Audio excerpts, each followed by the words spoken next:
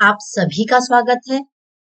आज हम उत्तरांचल का हिंदी साहित्य के अंतर्गत कविताओं को बहुत ही संक्षिप्त में समझेंगे, क्योंकि उत्तरांचल का हिंदी साहित्य में इससे पहले हम कहानियों को समझ चुके हैं और ये द्रुत पाठ के अंतर्गत आएंगी, तो इसको हमें संक्षिप्त में जानना अति आवश्यक है। तो कविता के अंतर्गत आत्मकथ्य कविता को समझेंगे, जो कि चारुचंद चंदोला जी द्वारा लिखी गई है। सबसे पहले हम कविता का भाव समझेंगे कि जो आत्मकथ्य कविता है उसका भाव क्या है। कवि कल्पना, इच्छा और व्यंग के यथार्थ धरातल पर रची गई है आत्मकथ्य कविता है। और कवि ने अपने रोपे पौधों पर ही आश्रयहीन जो पक्षियों का बसेरा है और जो बच्चों को स्वादिष्ट फल देते हैं या फल फूल प्रदान करते हैं, तो ये इस कविता के अंतर्गत आता है। तात्पर्य यह है कि वह अभावग्रस्त मानवता को अपने भाग्य का सुख देना चाहता है। अर्थात जो कवि है वो जो भी अभावग्रस्त इंसान है या लोग हैं उनको अपनी तरफ से या अपने भाग्य का वो सुख देना चाहता है। और कवि के विचार हैं कि वो अच्छे साहित्य की रचना करे, भावों को अपनी कविता में स्थान दे जो आज तक नहीं छुए गए या जिनके विषय में आज तक नहीं लिखा गया। और कवि चाहते हैं कि वो कविता रूपी फूलों का बाजार लगाकर उनसे कुछ बिक्री करें, अर्थात कविताएं लिखे और उनका बाजार लगाकर अच्छी अच्छी कविताएं लोगों को दें। उसके बच्चे कहते हैं कि उन्हें तो यही फल चाहिए, तो इसमें हाट लगाने की क्या आवश्यकता है। और पत्नी का कथन है कि फूलों के इन बीजों को किसी माफिया के हाथ भेज दो, जिससे वह फूल नहीं कंक्रीटों का जंगल उगा सके, अर्थात उनसे बड़ी बड़ी इमारतें खड़ी कर सके। यहाँ कवि की जो संवेदना है वो बार बार स्वार्थ जनित आवश्यकताओं के चलते आहत होती है कि वर्तमान में बाजारीकरण की क्या स्थिति है। आइए अब हम चारुचंद चंदोला का जो साहित्यिक योगदान है उसके विषय में समझें। चंदोला जी का जो साहित्यिक योगदान है, इन्होंने जो इनकी पहली कविता थी वह सन 1969 में धर्मयुग में प्रकाशित हुई। मंजुल मयंक, मन भावन, अग्निबाण, याति मित्र इत्यादि नामों से या उपनामों से ये विशिष्ट शैली में व्यंग और फैंटेसी लिखते हैं। और चंदोला जी ने अपने रचना संसार में जो लिखे हैं वो इस प्रकार हैं। कुछ नहीं होगा, अच्छी सांस, उगने दो दूध। तो लोक कल्याण अपनी कविता का अभीष्ट रहा है। तो लोक कल्याण आपकी कविता का अभीष्ट रहा है। और कविता को परिभाषित करते हुए आपकी मान्यता है कि वह मानव के जो पाश्विक मनोवेग हैं उनको मर्यादित करके शुभ रूप में श्रावित करती है, अर्थात पूरे समाज का या समष्टि का कल्याण करती है।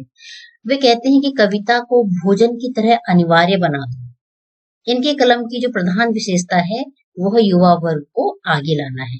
और स्वभाव से ये छायावादी कवि रहे हैं और इनमें आधुनिकता बोध का भी स्पर्श दिखाई देता है। अगली कविता के अंतर्गत हम लंगड़ी किरण को समझेंगे। लंगड़ी किरण जो कि पार्थ सारथी डबराल द्वारा लिखी गई है। कविता का जो काव्य सौंदर्य है उसको हम समझेंगे। डबराल जी की जो लंगड़ी किरण शीर्षक से रचना है वो छायावादी प्रकृति की है। जो किरण है वो अकेले ही पूरे विश्व को अंधकार से रहित करना चाहती है, अर्थात प्रकाशित करना चाहती है। एक मधुप एक थके हुए बालक के कान में धीरे से कुछ गुनगुनाकर अगले दिन उसको कवि बना देता है। और वह कवि तो बन जाता है, किंतु अपने आगे लंबी कतार देखकर संकोच में पड़ जाता है कि वह कितनी देर से पहुंचा। अर्थात कहने का तात्पर्य यह है कि जो कवि है वह कुछ लिखना चाहते हैं लेकिन वे देखते हैं कि सब कुछ विषयों पर लिखा जा चुका है, अब बहुत देर हो चुकी है। तो डबराल जी ने अपने काव्य में प्रकृति पर चेतना का आरोप करते हुए उसे विविध मानवीय व्यापारों से युक्त करके चित्रित किया है। आपने लक्षणा एवं व्यंजना शक्ति का भी प्रयोग किया है और माधुर्य गुण का भी अपनी कविता में प्रयोग किया है। और इसी के कारण जो कविता है उसको बहुत ही हृदय स्पर्शी बना दिया है। अब हम कविता का मूल भाव समझेंगे कि इस कविता का मूल भाव क्या है।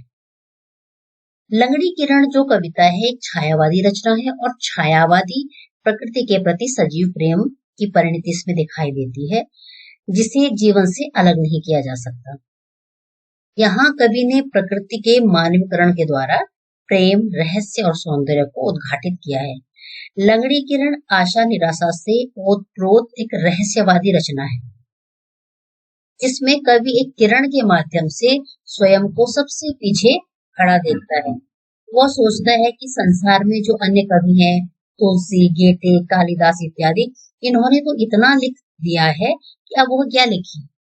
वस्तुतः पीछे रह जाने वाले को सब व्यंग्यपूर्ण दृष्टि से देखते हैं, चाहे वो लंगड़ेपन के कारण देर से घर पहुंची किरण हो या देर से जन्म लेने वाला कवि। कविता के अंतर्गत ही हम अगली कविता को देखते हैं, छुपन छुपाई, जो कि मंगलेश डबराल जी द्वारा लिखी गई है।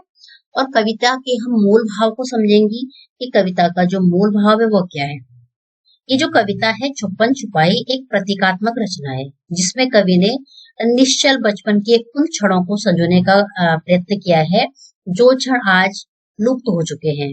भूले बचपन की उन स्मृतियों को मुट्ठी में बंद करने या संभालने का प्रयत्न किया है, जो आज की आपाधापी भरी जिंदगी में असंभव है। रहस्य और यथार्थ को अपनी चमकदार आंखों से ढूंढ लेने का एक सफल प्रयत्न कवि ने इस कविता के द्वारा किया है। कवि की साहित्यिक विशेषताओं को हम समझेंगे कि कवि की जो साहित्यिक विशेषताएं हैं वो क्या है। डबराल जी की जो साहित्यिक विशेषताएं हैं, उनकी कविताओं में परिष्कृत खड़ी बोली का प्रयोग किया गया है और अधिकांश कविताओं में जन जागरण का संदेश दिया गया है। अधिकांश कविताएं युगीन आंचलिक बोध की प्रवृत्ति लिए हुए हैं और किसी न किसी उद्देश्य को वो रखती है, अर्थात जो भी कविता लिखी गई है उसका एक विशेष उद्देश्य होता है। उनकी कविताओं में हम क्रांति की भावनाओं को देख सकते हैं और शिल्प की बात करें तो शिल्पगत नवीनता के वे पोषक रहे हैं और उनकी जो कविताएं हैं वो धरातल से जुड़ी हुई है, अर्थात कवि धरातल से अपना जुड़ाव रखते हैं। तो इस प्रकार आज हमने उत्तरांचल के हिंदी साहित्य के अंतर्गत जो द्रुत पाठ है उनमें कविताओं को समझा और इन कविताओं से या तो एक अंक के या फिर लघुत्तरीय प्रश्न अवश्य आएंगे।